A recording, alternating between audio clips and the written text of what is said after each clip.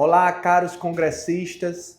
Eu sou o Dr. Nicéas Alves, médico cardiologista, formado pelo Pronto Socorro Cardiológico do Pernambuco, na cidade do Recife. Atualmente moro e resido em Caicó. Atuo como preceptor de cardiologia e clínica médica pela Universidade Federal do Rio Grande do Norte. E eu venho aqui hoje discorrer um tema para vocês bastante importante, principalmente para quem trabalha em sala de emergência.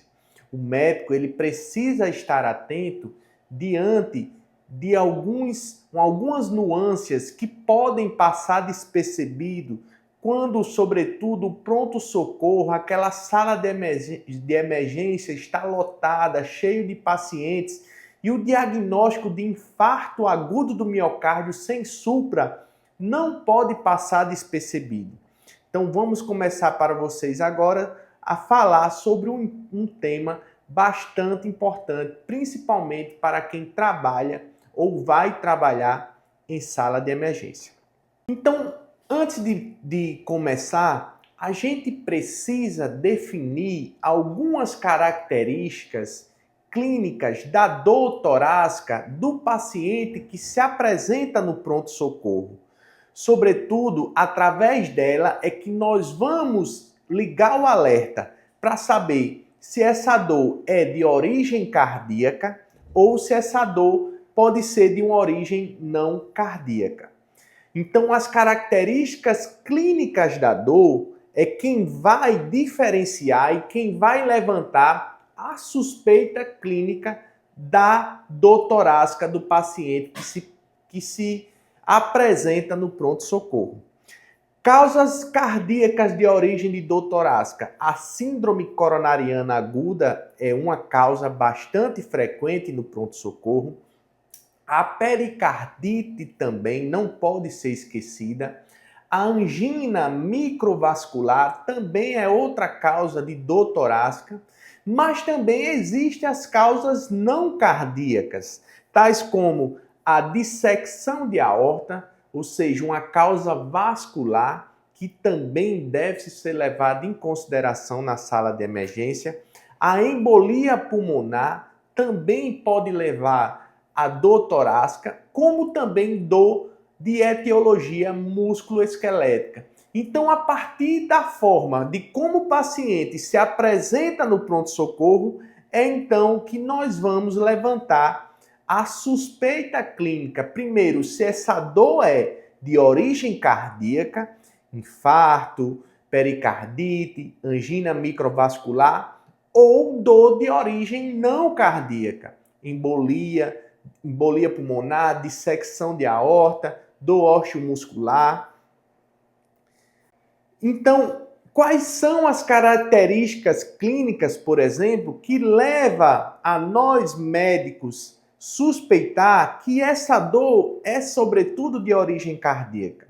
Por exemplo, uma dor que se apresenta em caráter opressivo, geralmente localizada na região precordial, entre os mamilos, que pode se irradiar para os dois braços, para a mandíbula, para as costas, com duração muitas vezes maior do que 10 minutos, que se inicia em repouso.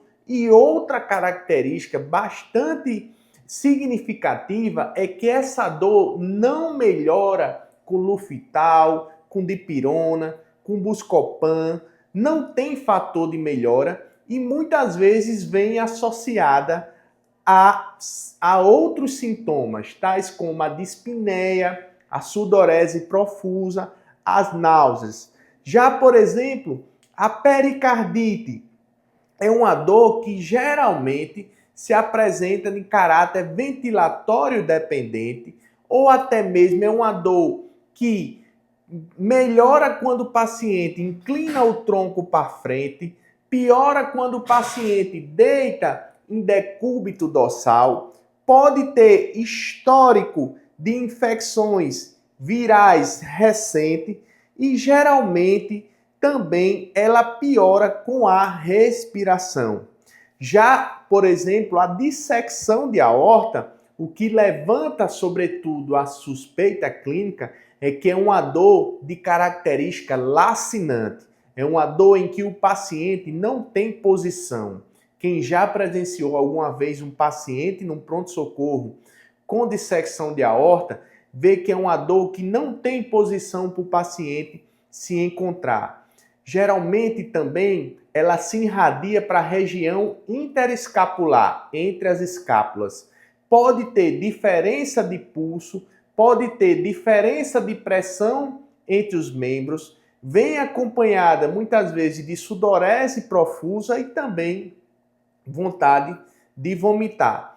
Lembrar sempre que paciente com dor torácica, justamente pela suspeita clínica de dissecção de aorta, na sala de emergência, nós devemos palpar os pulsos de todos os pacientes, porque muitas vezes no infarto não tem diferença de pulso entre os membros no paciente vítima do infarto agudo do miocárdio ou da pericardite. Já diferentemente da dissecção aguda de aorta, que pode ter diferença de pulso, diferença de pressão arterial entre os membros. Já a embolia pulmonar, o que chama atenção muitas vezes é aquela dor também de característica ventilatório dependente. Paciente pode ter histórico de trauma recente, de imobilização recente e prolongada, histórico de câncer e muitas vezes vem acompanhada de taquicardia, dispneia, queda da saturação.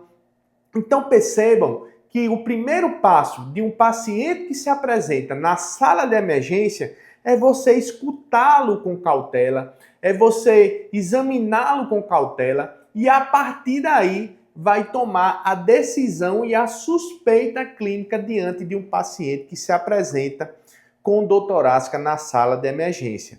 Lembrando sempre que paciente com dor no peito deve ser feito o eletrocardiograma em pelo menos 10 minutos até a sua apresentação, sua chegada no pronto-socorro. E a interpretação do eletro o mais breve possível.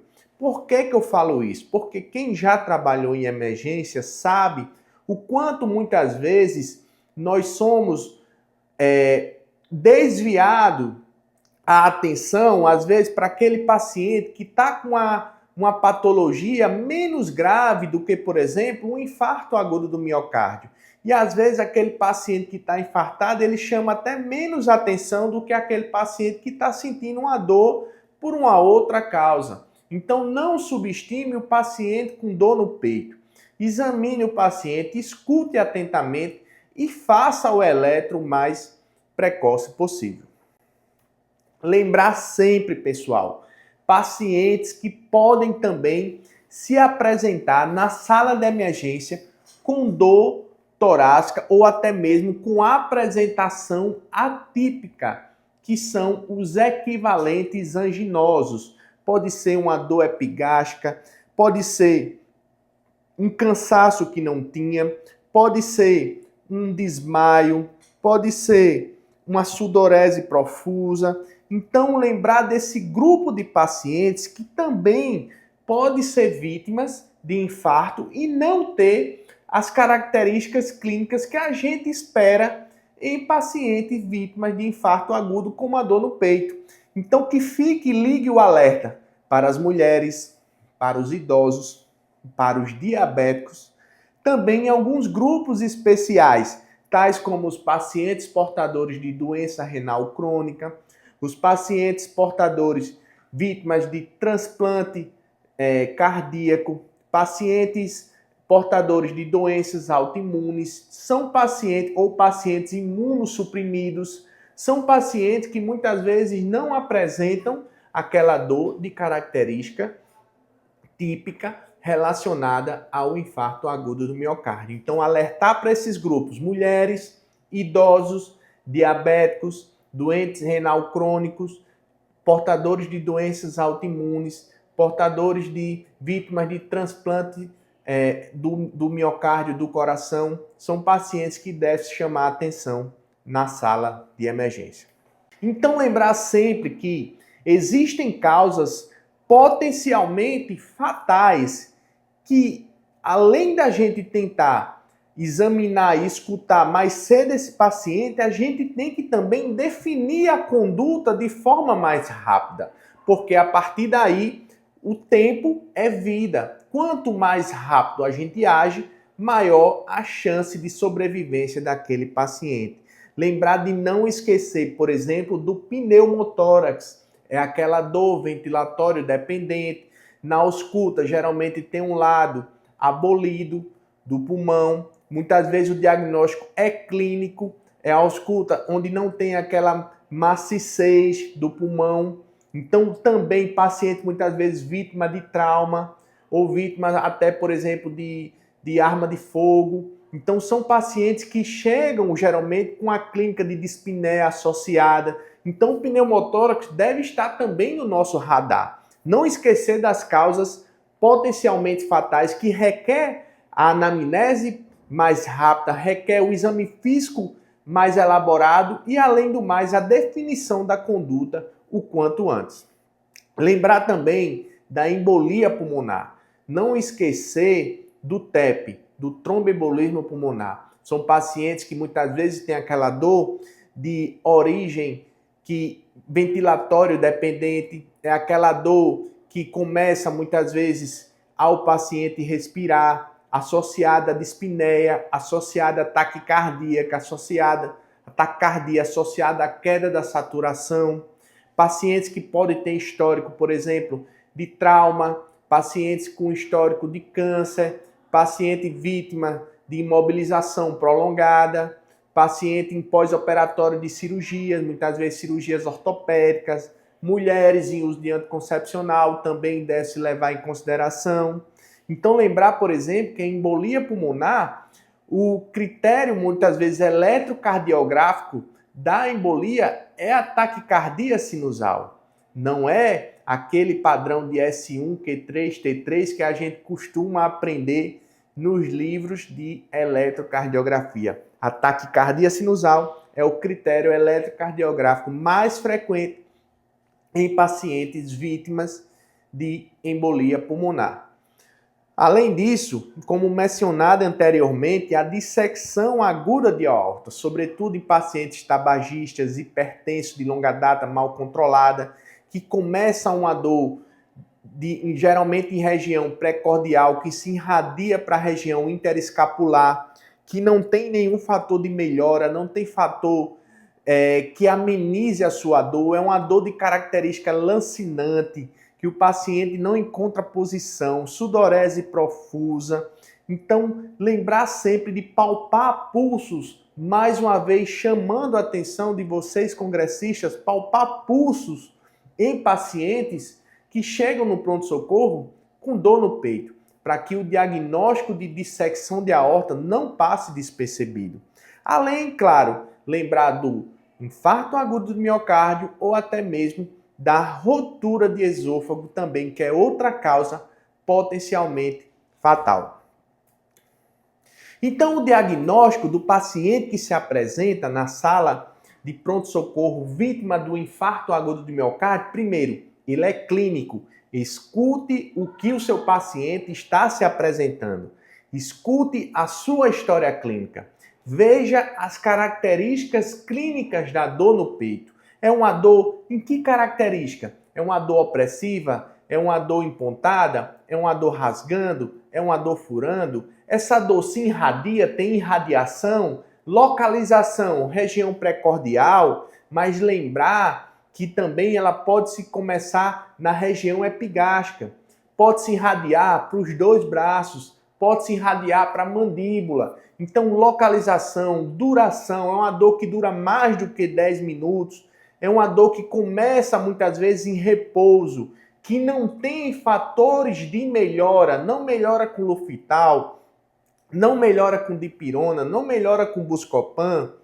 Também vem associado muitas vezes a náuseas, a vontade de vomitar, sudorese profusa. Além disso, o eletrocardiograma ele deve ser feito principalmente em 10 minutos da apresentação da chegada do paciente à sala de emergência.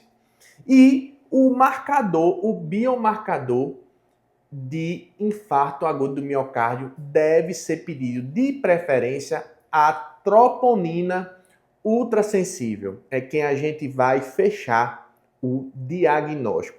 Então, lembrar sempre, primeiro, a apresentação clínica, o eletrocardiograma, que pode ter o eletronormal, pode ter um infradesnivelamento do segmento ST, ou pode até mesmo ter o supradesnivelamento do segmento ST. Geralmente, na dor, na angina instável, que é uma forma de uma síndrome coronariana sem supra, o eletro pode vir normal e a troponina negativa. Já no IAM sem supra, o eletro vem com infra-DST ou até mesmo ele pode vir normal, mas o marcador de necrose miocárdica, como a troponina, vai vir alterado. Bem como no infarto com supra, nós vamos ter supradesnivelamento do segmento ST e, claro, também alteração da troponina. Porém, que fique o recado, pegando o gancho no infarto com supra, que não se espera marcador de necrose miocárdica para tomar conduta no paciente vítima dessa patologia. Já no IAM sem supra, a gente vai ver que existem outras possibilidades para a gente estratificar os pacientes e, a partir daí, definir qual a melhor estratégia. Se é uma estratégia invasiva mais precoce, se é uma estratégia invasiva que pode durar até 24 horas, ou se o paciente pode aguardar até 72 horas. Então, lembrar sempre, paciente com dor no peito, eletronormal, troponina negativa, provavelmente é um paciente que a gente descarta a síndrome coronariana aguda. Paciente com dor no peito, dor de característica típica, eletronormal ou eletro com infra e marcador alterado, é um infarto agudo do miocárdio sem supra desnivelamento do segmento ST. Já um paciente que tem um eletro alterado ou até mesmo um eletro normal, mas tem dor no peito, tem fatores de risco para desenvolver um infarto agudo e o marcador ele vem negativo, a troponina, pode se enquadrar no diagnóstico de angina instável. Ou no paciente que se apresenta com dor no peito e eletrocardiograma com supradesnivelamento do segmento ST, esse paciente é vítima de um infarto agudo do miocárdio com supradesnivelamento. Então a gente define a síndrome coronariana sem supra da síndrome coronariana aguda com supra. A síndrome coronariana sem supra, ela se divide em angina instável e IAM sem supra. A síndrome coronariana com supra, ela se define como um infarto agudo do miocárdio com supra desnivelamento do segmento ST. Lembrando também que a CKMB massa, ela só deve ser solicitada na indisponibilidade da troponina e a mioglobina não deve ser mais pedida como forma de diagnóstico do IAM sem supra. A quarta definição universal de infarto agudo do miocárdio estabelece que o diagnóstico requer a presença de lesão miocárdica aguda combinada com evidência clínica de isquemia miocárdica. Um critério biomarcador, ele é obrigatório, com elevação e ou queda dos valores de troponina cardíaca, de preferência ultrassensível, com pelo menos um valor acima do percentil 99 do limite superior de referência. Então a gente precisa de um critério biomarcador que é obrigatório, com pelo menos uma troponina acima do valor do percentil 99 e associado a critérios clínicos e complementares com pelo menos um presente. Para além da alteração do marcador, deve haver evidência também de isquemia miocárdica aguda manifestada por pelo menos um dos seguintes achados: sintomas de isquemia miocárdica, como por exemplo dor torácica opressiva, angina típica, ou até mesmo os equivalentes. Novas alterações isquêmicas no eletro, novas alterações do segmento ST, ou até mesmo novo bloqueio de ramo esquerdo, desenvolvimento de novas ondas Q patológicas no eletrocardiograma, ou evidência por imagem de nova perda de miocárdio viável ou nova alteração da contratilidade segmentar regional compatível com etiologia isquêmica. E por último, a identificação de um trombo coronário por angiografia ou autópsia, relevante principalmente para o infarto agudo do tipo 1. Então, os tipos de infarto, de acordo com a classificação clínica dos tipos de AM, também categorizam os infartos em 5 tipos fisiopatológicos. O tipo 1, que é o infarto espontâneo, relacionado à ruptura ou erosão ou fissura de placa aterosclerótica com trombo intraluminal. O infarto tipo 2 é um infarto secundário ao desequilíbrio entre a oferta e a demanda de oxigênio, por exemplo, um espasmo coronariano, anemia grave, arritmia, hipertensão severa. Então é uma desproporção, um desbalanço entre a oferta e a demanda sem a instabilidade da placa. O infarto tipo 3 é um infarto relacionado à morte cardíaca de pacientes com sintomas sugestivos de isquemia, antes mesmo de obter os biomarcadores ou antes que estes se elevem.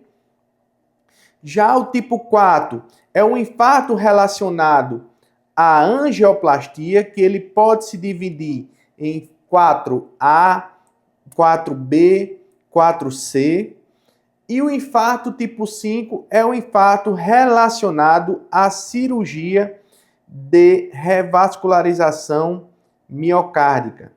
Então, a principal distinção conceitual mantida pela quarta definição é a separação clara entre lesão miocárdica, ou seja, a elevação isolada da troponina, sem evidência clínica ou eletrocardiográfica de isquemia, e o infarto agudo do miocárdio, onde a gente tem elevação da troponina associada a contexto clínico isquêmico. Então vale a pena lembrar que troponina aumentada não é sinônimo de infarto. Existe, por exemplo, a lesão miocárdica de etiologia isquêmica, seja por uma ruptura, seja uma fissura de placa aterosclerótica. Existe também a lesão miocárdica por outras causas cardíacas não isquêmicas, por exemplo, a miocardite, por exemplo, a insuficiência cardíaca. O que é que isso vai diferenciar? Geralmente é a curva de troponina em que a gente seria do paciente que está internado. Já o paciente vítima, por exemplo, de um infarto agudo do miocárdio sem supra, a curva ela tende a ser ascendente. Muitas vezes na insuficiência cardíaca ela pode até primeiramente dá um valor acima do percentil 99. Mas quando a gente faz a curva, ela começa a cair, bem como na miocardite. Então, troponina aumentada não necessariamente quer dizer que o paciente está com infarto. Ela pode ser apenas uma injúria miocárdica. Então, lembrar sempre, pacientes vítimas de infarto agudo do miocárdio sem supra-DST, deve ser feito na sala de emergência a curva de troponina. Lembrar também, por exemplo, lesões miocárdicas causadas por causas sistêmicas, como, por exemplo, a sepse, o AVC, a doença renal ou até mesmo a hemorragia subaracnoidea. Então, o paciente com a patologia de etiologia cerebral pode também levar a aumento da troponina cardíaca, sobretudo a troponina ultrassensível. Então, que fique o alerta.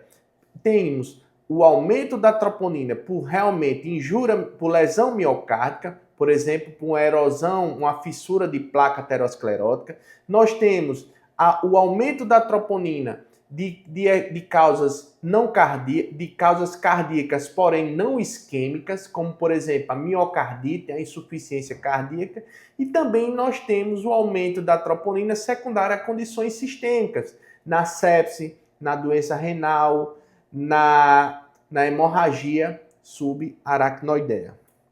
Então aqui, no aumento de troponina, o que é que nós devemos fazer? Primeiro, considerar se o paciente fez curva ou não, como mencionado. Se o paciente não fez curva, foi um número inicial que deu alto, mas no seguinte ele começou a decair, a curva de troponina, geralmente está relacionada a uma injúria miocárdica crônica. Paciente vítima, por exemplo, de insuficiência cardíaca. Geralmente ele já tem um nível basal de troponina mais elevado.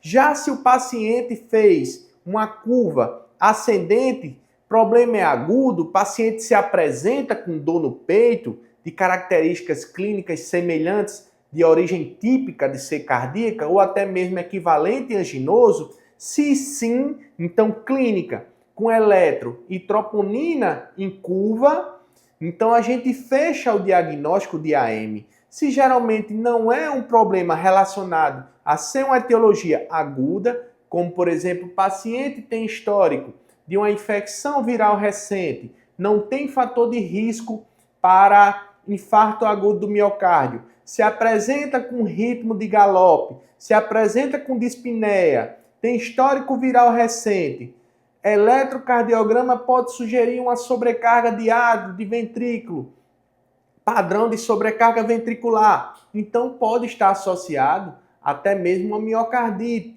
Ou então o paciente tem um histórico de uma cirurgia prolongada, de uma cirurgia recente, de imobilização prolongada, de câncer, mulheres em uso anticoncepcional, fez uma curva, porém está se apresentando com atacardia sinusal, queda da saturação, alteração de dedímero, embolia pulmonar. Então a gente deve englobar o paciente no contexto clínico que ele se encontra. E a partir daí a gente vai definir se é uma injúria miocárdica ou se é realmente uma lesão miocárdica. Então na sala de emergência é importante a gente estratificar o risco inicial do paciente que se apresenta com dor no peito. Por isso o Heart Score é um score simples que ele estratifica o risco de eventos cardíacos adversos maiores em pacientes com dor torácica no pronto atendimento. Então é uma forma simples, prática, em que a gente pode, de maneira objetiva, estimular o risco de eventos adversos maiores e até mesmo orientar a nossa conduta na sala de emergência, se o paciente vai ser internado, se o paciente pode ser liberado para casa com segurança, se o paciente sofreu um infarto agudo do miocárdio. Então o Heart Score é um score simples que a gente deve sim utilizar na sala de emergência. A gente define o H de história, o E de eletrocardiograma, o A de idade, age, o R de fatores de risco e o T de troponina. A partir daí nós vamos pontuar clínica altamente suspeita de síndrome coronariana, 2 pontos. Eletro com depressão ou alteração de repolarização, eletro normal, idade também pontua, fatores de risco, 3 ou mais fatores de risco, 1 ou 2 fatores de risco e a troponina inicial, se ela está acima de 3 vezes o limite da normalidade, se está entre 1 e 3 vezes ou se está dentro da normalidade. Então a partir daí nós vamos estratificar, fazer a somatória dos pontos e vamos definir se é um paciente de baixo risco, de risco moderado, quando estiver entre 4 e 6, e se é um paciente de alto risco. Então lembra sempre do moderado, 4 a 6, abaixo de 4, baixo risco, acima de 6, alto risco. Então paciente com Heart Score menor ou igual a 3, troponina negativa, eletro sem alteração e ausência de antecedentes de doença arterial coronariana devem ser liberados para reavaliação ambulatorial. Então, como mencionado, é um score de fácil interpretação, de fácil administração e vai nortear o clínico na sala de emergência em que se a gente pode liberar, por exemplo, um paciente com segurança para uma reavaliação ambulatorial.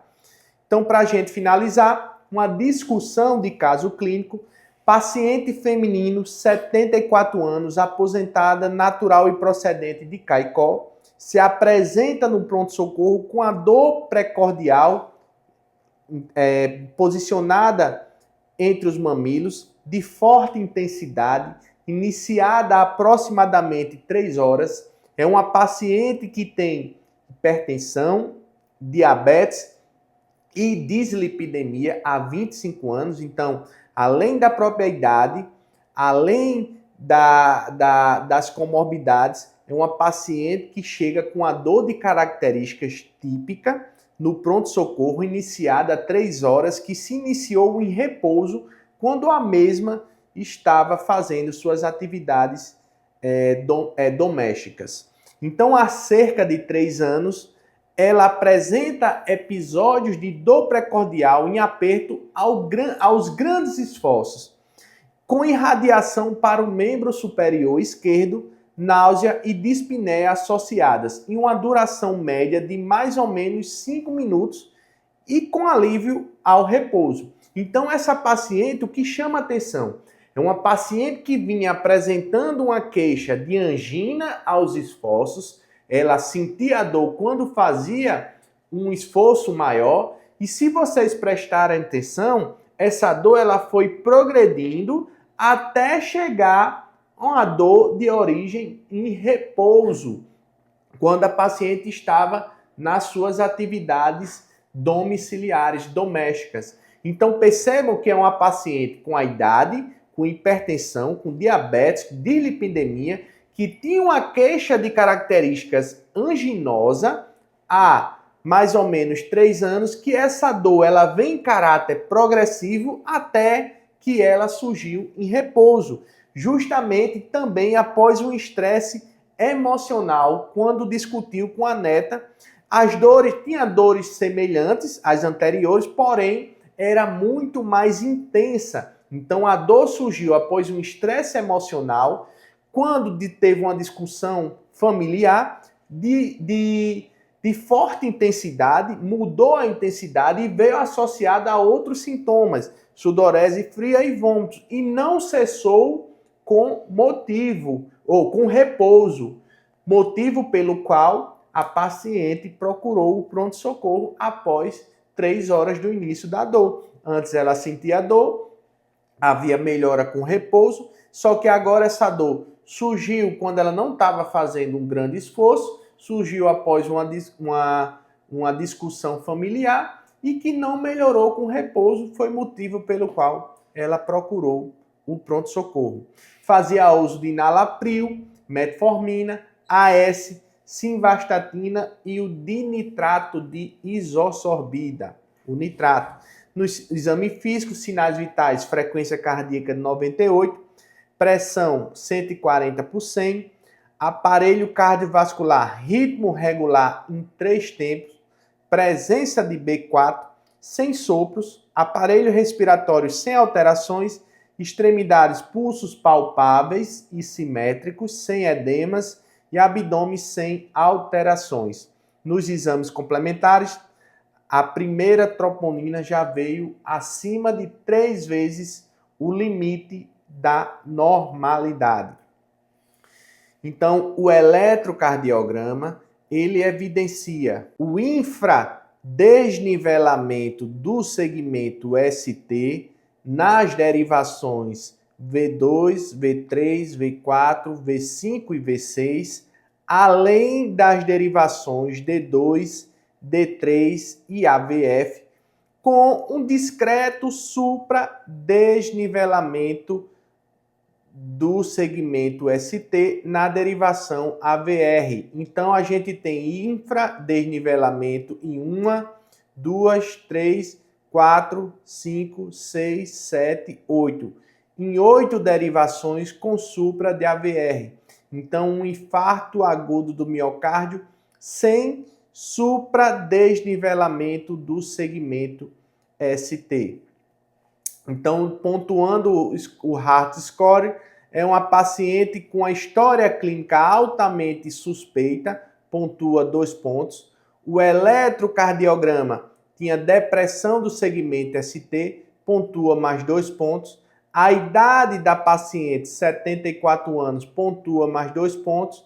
Tinha 3 ou mais fatores de risco, paciente hipertensa, diabética, dislipidêmica, e além da idade, soma mais 2 pontos, e a troponina com 3 vezes acima do limite da normalidade. Então, somando 2, 4, 6, 8, 10, acima de 7, é uma paciente de alto risco cardiovascular. E esse eletrocardiograma com infradesnivelamento em 6 ou mais derivações, além de supra de AVR, configura uma síndrome coronariana sem supra de alto risco, devendo essa paciente ser estratificada precocemente.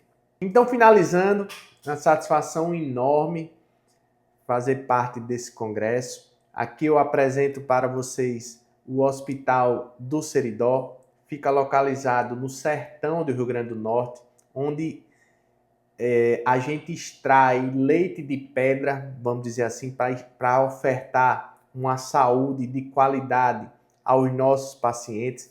Espero que em breve nós tenhamos a hemodinâmica disponível aqui no nosso serviço, para que mais vidas sejam salvas, para que o tempo em demora de realização do cateterismo seja mais breve possível, não demore tanto, e que para os nossos pacientes sejam sempre os maiores beneficiados.